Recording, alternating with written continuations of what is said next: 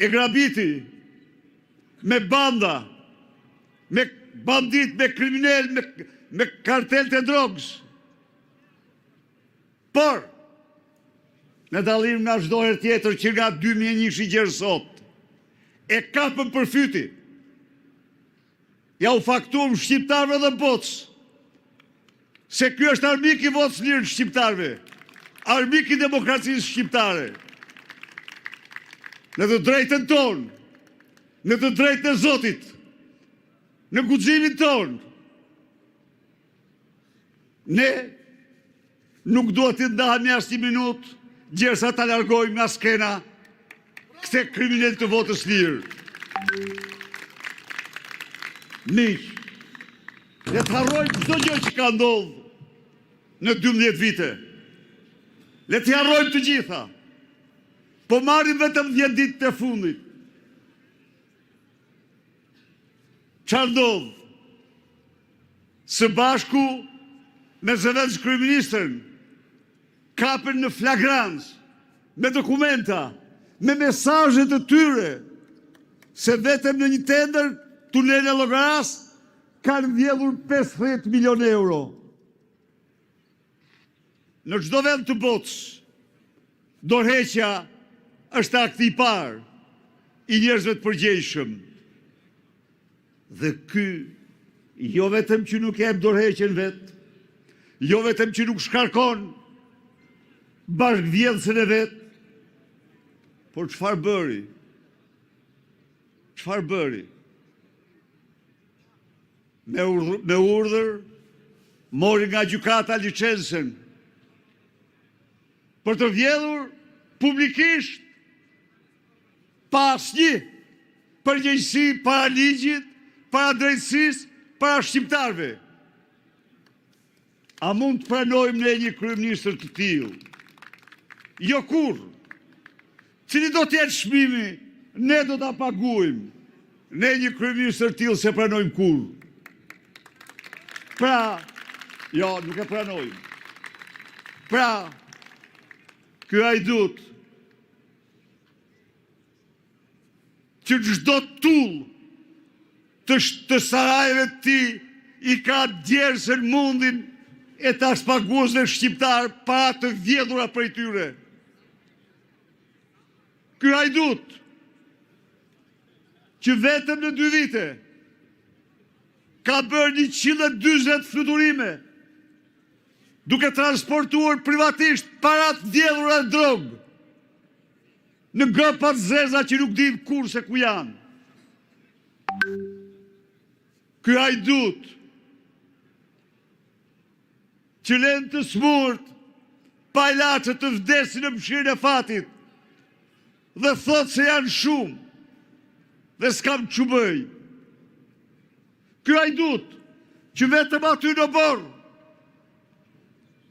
ka kopshtin e Edenit, ka Tiranës dhe krejt Shqipërisë, 1 milion euro me peshq egzotik, në një kohë kur fëmijët tanë mbushin rrugët e Europës dhe të botës.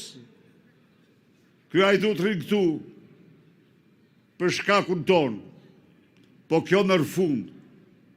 Ky hajdut rrin këtu sepse nuk i kemi treguar në forcën tonë. E doja tregojmë atij. Dhe ju jap ju fjalën. Ju jap ju fjalën. Sa atë që ka përjetuar në vitin 91 të kikte me autoblina nga bloku në tunelet e Enver Hoxhës, do të aprovojmë së shpejti. Po. Koha është e guximtarëve, koha është e sakrificës. Por, ne jemi të vendosur për sakrificë, ja u them. Ne jemi të vendosur se jemi në drejtën tonë. Është e i kaluar çdo gjë. Ka provokuar gjithçka. S'ka patur ndonjëherë shqiptar një provokator me të poshtës sakte. Dhe ne do të japim atij përgjigjen që meriton. Bllokon me gjykat pezullimin e bashkhajdutës S'ka ndodhë kur në historinë e botës. Dhe vazhdojnë tani të vjedhin çdo ditë. Pra, data 22 është data e protestës përgjithshme kombëtare.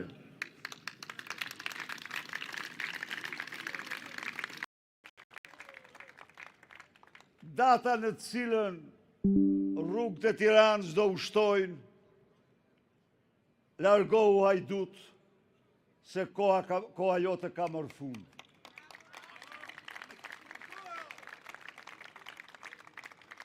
Ju garantoj se Partia Demokratike do bëj gjithçka për frontin më të gjerë të mundshëm në këtë betejë. Ju garantoj se Partia Demokratike do të përdorë të gjitha format e qëndresë, të gjitha format e rezistencës, gjerë në largimin e tij. Por miq, në qoftë se më pyesni, cila është më e mira, më e kryesorja, zënja për 3 javë këtij sheshi. Kjo është. Këtu duhet të arrijmë ne. Këtu duhet të betohemi ne. Për këtë duhet të betohemi ne. Këtu duhet të vinë njerëz të betur për të shpëtuar vendin e tyre, për të shpëtuar Shqipërinë, për të shpëtuar familjen e tyre, për të shpëtuar të ardhmen e tyre. Si opozit,